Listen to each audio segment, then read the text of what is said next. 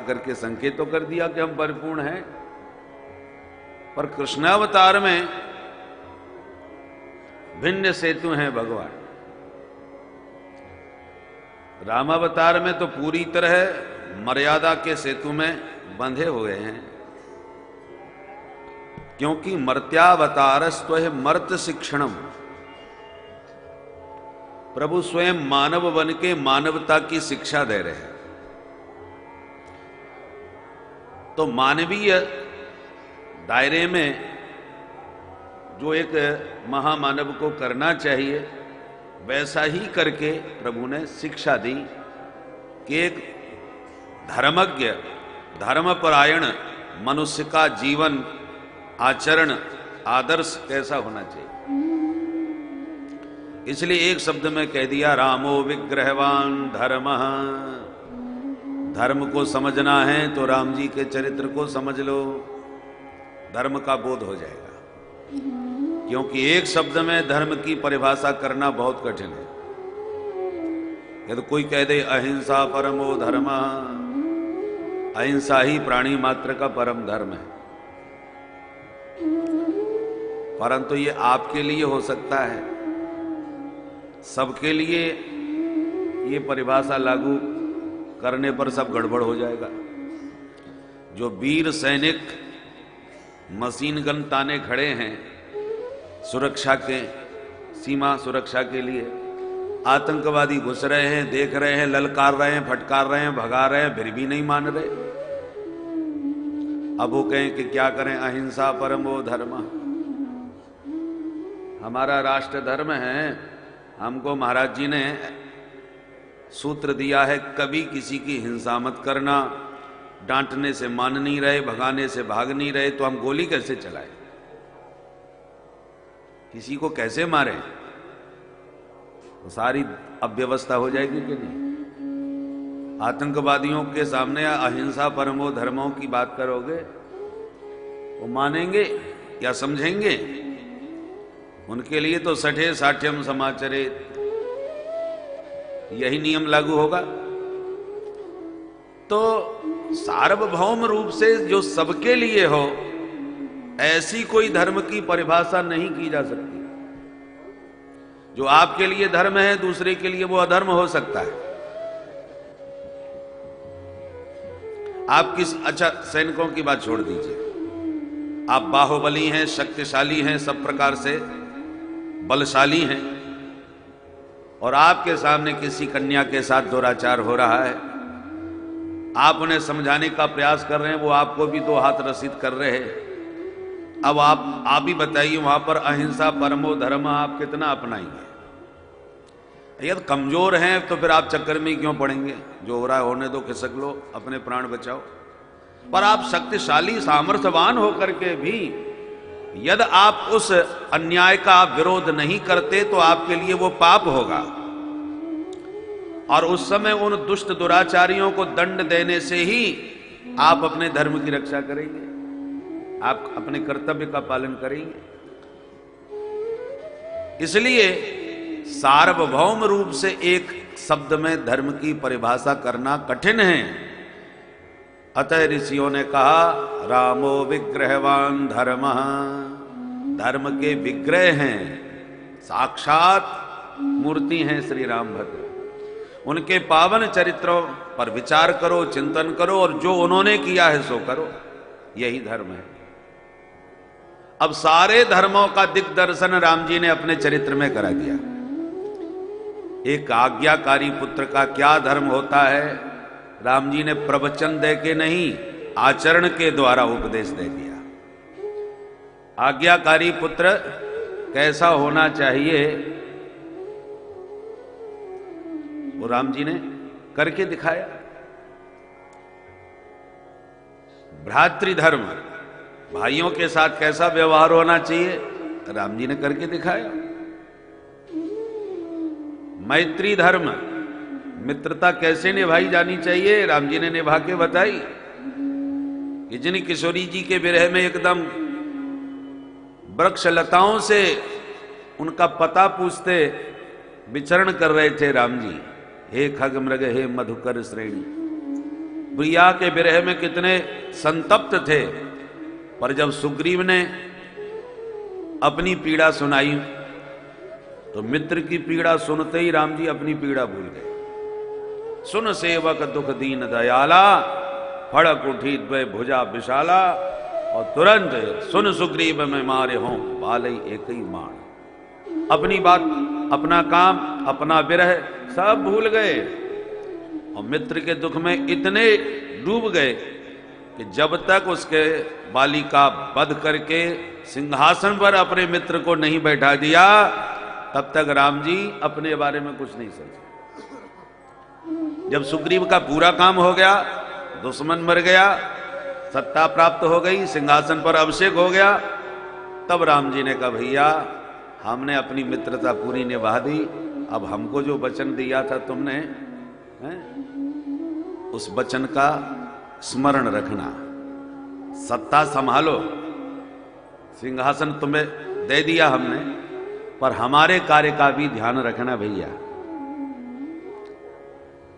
यों कह के राम जी चुपचाप बैठ गए। पूरी बरसात बीत गई महाराज, एक दिन भी राजी खुशी पूछने नहीं आया सुग्रीव के सरकार क्या हाल है आपका। सिंहासन पर बैठ गए, सारे वादे भूल गया। तब राम जी को क्रोध आया, ये संसारी जीव कितना स्वार्थी होता है। मैं अपना सारा काम भुला करके इसका काम किया, इसको सिंहासन दिया, बैठाया, निष्कंटक इसका राज्य बनाया, सब प्रकार से इसे सामर्थ्यवान बनाया, तो मुझे राम की कृपा से जिससे सत्ता मिली और सब कुछ मिला, और सिंहासन पर बैठते ही हमको भूल गया। तो केवल राम जी का स्मरण सत्ता पाने के लिए ही होता है क्या? सत्ता पर बैठते ही राम जी का सारे काम भूल गए। बोलो जय सिया राम। तब राम जी को भ्रकुटी टेढ़ी करनी पड़ी।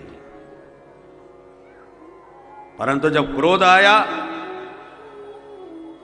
लक्ष्मण जी से कहा, लक्ष्मण जिस बाण से मैंने बाली को मारा, वो बाण आज भी मेरे तरकस में सुरक्षित है।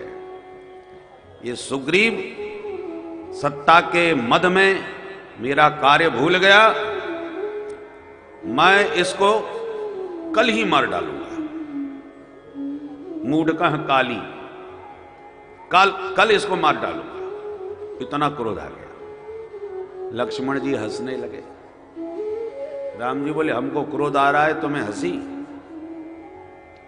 लक्ष्मण जी बोले सरकार आपको क्रोध करना आता ही नहीं, ये डिपार्टमेंट हमारा है। हमें हंसी इसलिए आ रही है कि कम से कम आपको पहली बार हमने क्रोधित होते देखा है, नहीं आपको क्रोध आता ही कहां है? बंदर सिर पर बैठे हैं, पूंछ आपके सिर पर लटका रहे हैं, आपको कोई मतलब ही नहीं, ध्यान ही नहीं कि आपके सेवक आपके सिर पर है। प्रभु तर उतर कपि डार पर, ते की आप समान। कपि डाली पर, पूंछ नीचे, और आप किसी को टोकते रोकते नहीं कि कौन कहां बैठा है। भगवान के लक्ष्मण जी टोकते थे कि ये बंदर आपके सिर पर बैठते हैं, हमको अच्छा नहीं लगता, आपके नीचे सबको बैठना चाहिए। भगवान बोले लक्ष्मण बंदर ऊपर तो बैठे हैं, पर इनकी पूंछ कहां है? बोले पूंछ आपके सिर पर है, आपके ऊपर अपनी पूंछ लटका रखी है, ये तो और भी गलत है। राम जी मुस्कुराए, देखो लक्ष्मण, कप के ममता पूंछ पर। बंदर की सबसे अधिक ममता अपनी पूंछ में होती है, और इन समस्त वानरों ने अपनी ममता मुझे समर्पित कर रखी है। बस यही तो मैं चाहता हूं, सबके ममता ताग बटोरी। जीव कहीं भी रहे, ऊपर रहे नीचे रहे, पर अपनी ममता की डोर हमारी तरफ रखे तो उसका मंगल ही मंगल है, कल्याण ही कल्याण है। तो भगवान तो जीव में कदाचित कोई अवगुण हो तो उसमें भी गुण निकाल लेते हैं। क्योंकि भगवान को दोष देखने का स्वभाव ही नहीं। रहत न प्रभु चित्त चूक किए की, करत सुरत सहवार ही की। हजारों अपराध किए हों उनको अनदेखा कर देते हैं, और एक भी कोई बड़ा बढ़िया काम कर दिया हो तो उसको बार बार याद दिलाते हैं, बार बार स्मरण करते हैं। ये प्रभु का स्वभाव है।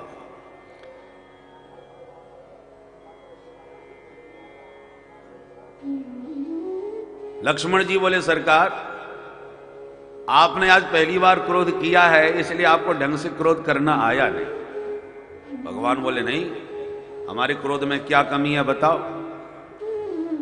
हमारी आंखें लाल नहीं हो रही? मैं कल सुग्रीव को मार डालूंगा, इससे ज्यादा क्रोध और क्या होगा? लक्ष्मण जी बोले सरकार, ये विचित्र क्रोध है आपका कि क्रोध अभी आ रहा है और मारोगे कल। आज कोई मुहूर्त नहीं है क्या मारने का? कल किसने देखा? आप कल राजा बनने वाले थे और कल में क्या हो गया? राजा बनते बनते वनवासी बन गए। कल का कोई भरोसा नहीं।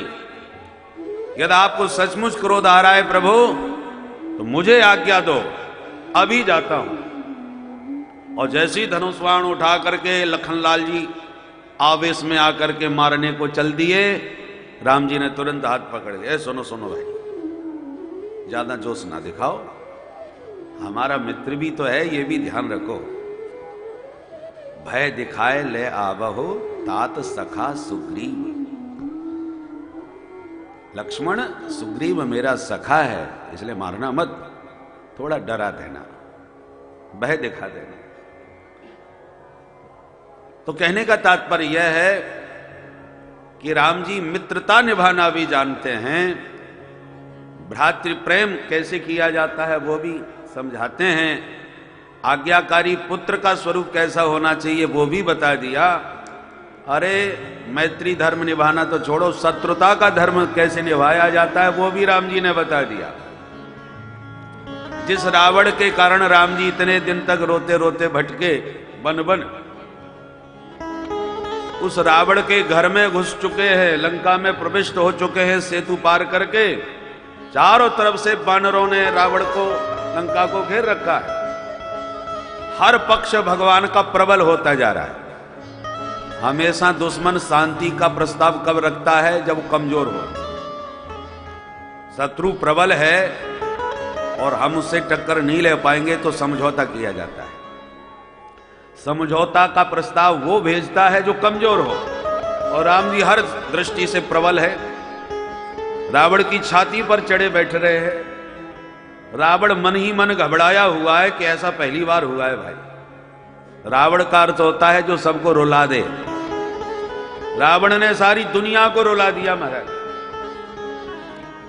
पूरे विश्व में रावण का आतंक व्याप्त था। राखा कोई न स्वतंत्र। रावण ने किसी को स्वतंत्र नहीं छोड़ा, सबको अपने अधीनस्थ कर लिया। इतना बाहुबली शक्तिशाली रावण है। उसका इतना विश्व में आतंक था कि जब किशोरी जी का हरण करके ले जा रहा था तो सारी दुनिया देख रही थी। जानकी जी बिलख रही थी, पर किसी की हिम्मत नहीं अन्याय के विरुद्ध आवाज उठा दे, रावण को टोक दे, रोक दे। सब देख रहे। सुग्रीव जी कहते हैं राम जी से कि प्रभु मैंने भी देखा था। मंत्रियों के साथ बैठा था इस ऋषिमुख पर्वत पर, तो गगन पंथ देखी मैं जाता, परवश परी बहुत बिल पाता। स्वयं सुग्रीव कह रहा है मैंने देखा। देखा तो तुम कुछ बोले क्यों नहीं? अत्याचार एक अबला के साथ हो रहा है और तुम देखते ही रहे। सबने देखा। रावण का आतंक इतना खतरनाक है कि किसी की हिम्मत नहीं पड़ती उसे रोकने टोकने की। सब देखते ही रहे। और जब ले जा करके किशोरी जी को अशोक वाटिका में बैठा दिया, थोड़ा आराम करने के लिए चला गया। और जैसे विश्राम किया उसी वक्त ब्रह्मा जी के वेद पाठ का समय हो गया। रावण वेदज्ञ था, विद्वान था, चारों वेदों का मर्मज्ञ था, छोटे मोटे पंडितों का वेद पाठ उसे पसंद नहीं आया, इसलिए ब्रह्मा जी की ड्यूटी लगा दी। ब्रह्मा जी से कहा आप समय पर आइए, चारों वेदों का पाठ हमें सुना के जाइए तो हमारा भी स्वाध्याय हो जाया करेगा। व्यस्त हूं, पढ़ने लिखने का वक्त नहीं है, तो सुना जाया करो। ब्रह्मा जी को कहना पड़ा ठीक है। ये जलवा देखिए, वेद गर्भ ब्रह्मा जी से कहता है कि आओ हमें वेद पाठ सुना के जाओ। अरे ब्रह्मा जी की जाने दो, आराध्य भोलेनाथ हैं, तो भोले बाबा से कहता है भोले बाबा समय पर अपनी पूजा करवा जाया करो, मेरे पास ज्यादा वक्त नहीं, आप ही आ जाया करो पूजा करवाने के लिए। भोले बाबा कहते हैं ठीक है चेला आ जाएंगे। पूजवाने के लिए भोले बाबा स्वयं आ जाते हैं, भैया पूजन का समय हो गया, आओ पूजन कर जाओ। किसी ने भोले बाबा से कहा आप अपने चेला से डरते हो? अरे आपको, आपके चेला को आपके पास जाना चाहिए पूजा करने के लिए, आप खुद आ रहे हो चेला से पूजा करवाने के लिए। भोले बाबा ने कहा भैया रावण जैसा चेला मिल जाए तो यही करना चाहिए। चेला आजकल बहुत सोच समझ के बनाना चाहिए। कभी कभी खतरनाक चेला मिल जाते हैं तो फिर ऐसे ही करना पड़ता है। भोले बाबा कहते हैं ये चेला एक दिन हमारे घर आ गया हमारी पूजा करने के लिए, एक ही बार आया हमारा पूरा घर ही उठा दिया, पूरा कैलाश पर्वत हिला करके चला गया।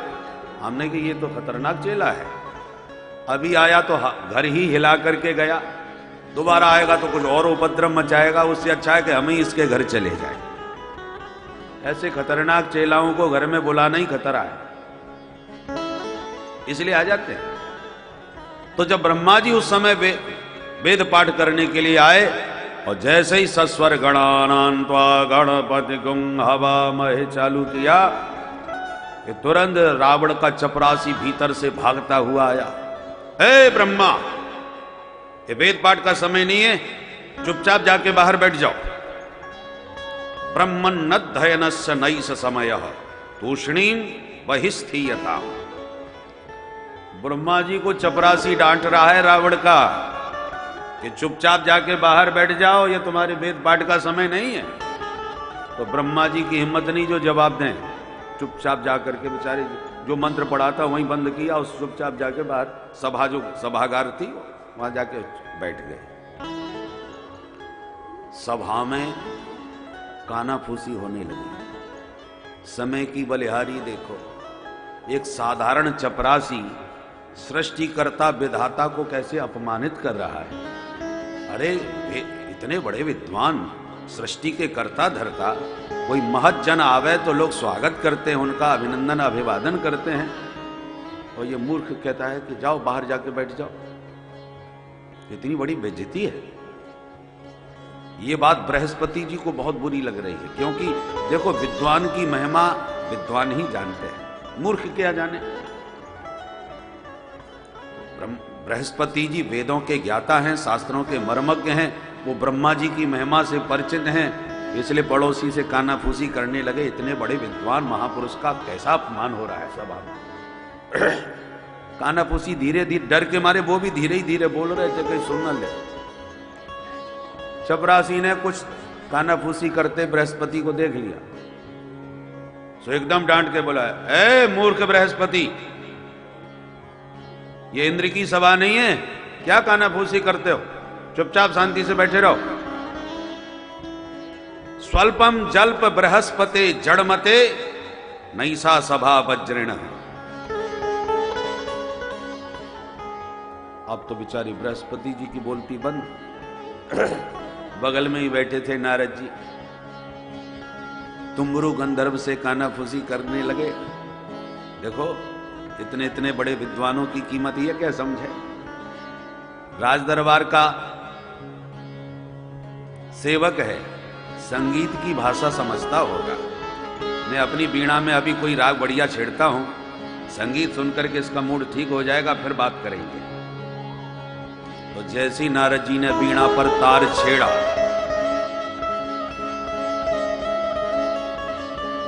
तार की सितार की आवाज सुनते ही महाराज तुरंत चिल्ला के बोला, ए नारद, बीणा नीचे रखो, हल्ला मत मचाओ।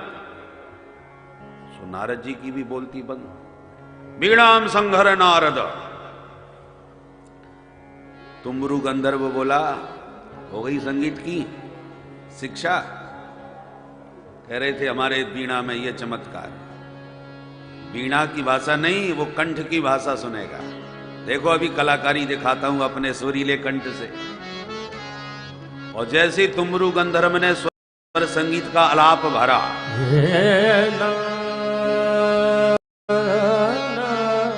तो गंधर्व पर भी चिल्ला के पड़ा, अलापम अलम तुम्बरो।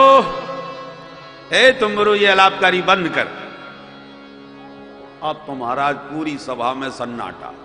भैया ये तो एक तरफ से सबकी बेइज्जती करने पर तुला है, अब कोई कुछ करने की हिम्मत ना करे। एक तरफ से सबको अपमानित किए जा रहा है। हाथ जोड़ के सभासदों ने कहा, भैया जी आज आपका इतना मूड खराब क्यों हो रहा है?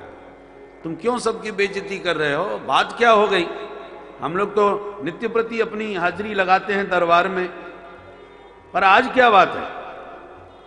तब कहता है, हमारे लंकेश्वर महाराज अभी अभी हारे थके विश्राम कक्ष में गए हैं और इस समय थोड़े से परेशान हैं। रावण दुनिया को परेशान करता है, उनको क्या परेशानी है? किसने परेशान कर दिया? तो कहता है, देवी जानकी जी के दिव्य रूप लावण्य पर मुग्ध होकर उनकी सुंदर जो अलकावली है, किशोरी जी की जो सुंदर काली काली अलकावली है, वो नागिन की तरह लहरा रही है।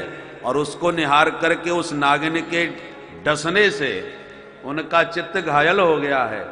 ऐसी स्थिति में उनको विश्राम चाहिए और पूरी शांति चाहिए। खबरदार किसी ने भी आवाज लगाई तो किसी भी प्रकार की आहट नहीं होना चाहिए। महाराज को पूरी तरह विश्राम करने दीजिए। अब बोलिए महाराज, एक चपरासी, रावण को तो कहने की जरूरत ही नहीं, एक चपरासी ने सबको एक तरफ से फटकार दिया कि ब्रह्मण अध्ययन सनैस समय तूषणिम बहिस्थीयताम स्वल्पम जल्प बृहस्पते जड़मते नैसा सभा वज्रण वीणाम संघर नारद स्तुति कथा अलापम अलम तुम्बरो सीता रल्लक भल्ल भग्न हृदय स्वस्थो न लंकेश्वर। हमारे महाराज लंकेश्वर इस समय स्वस्थ नहीं है, इसलिए खबरदार जो किसी ने कोई भी शब्द किया तो। ये रुतबा है महाराज दशानन लंकेश्वर रावण का। तो जिसका ये ऐश्वर्य और ये दबदबा हो, आज उस रावण की छाती पर होरा गूंज रहे हैं महाराज। समझ गए? ये बुंदेलखंडी भाषा है, होरा भूजना, छाती पर आग लगा रहे। रावण को जब पता चला कि बंदर भालुओं सहित दोनों भाई तापसी लंका में घुसे आए, समुद्र पार कर लिया और मेरे निशाचरों को मार रहे हैं, तो आत्मग्लानि से भरा रावण कहता है, न्यक्कारो न्यक्कारो ह्ययमेव मे यदर्यः तत्राप्यसौ तापसः सोप्यत्रैव निहन्ति राक्षस कुलम् जीवत्यहो रावण। रावण कहता है, धिक्कार है मुझे जो कि मेरे जैसे शक्तिशाली का कोई शत्रु भी हो सकता है। मैं दुनिया का शत्रु बना, दुनिया मेरे से परेशान रही, पर आज मेरे लिए मरने की बात है। धिक्कार है मुझे जो एक नहीं, अरि नहीं, अरय बहुवचन का प्रयोग कर रहा है।